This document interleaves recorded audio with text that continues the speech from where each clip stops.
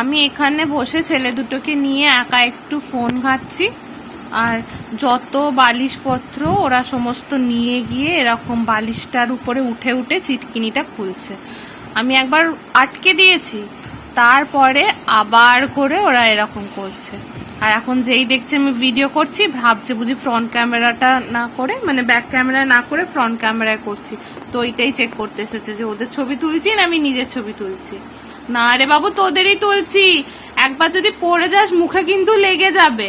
আমি একটুখানি এদিকে তাকিয়েছি আর যত রাজ্যের বালিশগুলোকে ওখানে জড়ো করে এই কাণ্ড করেছে। আর কিরকম বেয়ে বেয়ে উঠছে দেখুন।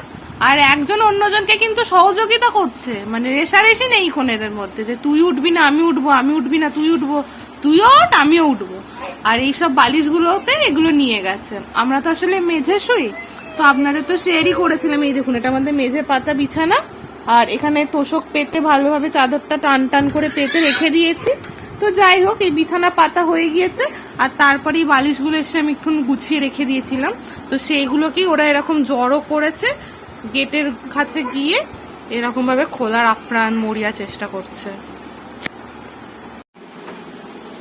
আরে দেখুন, খুলেও ফেলেছে।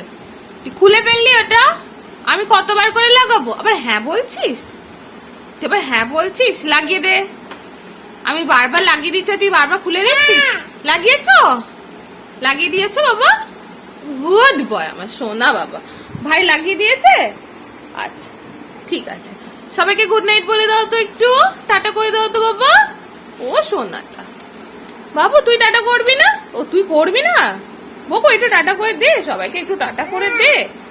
ও করবি না দাদাকে? ও তুমি করে দাও, তুমি করে দাও বকো, একটু টাটা করে দাও না সোনা আমার।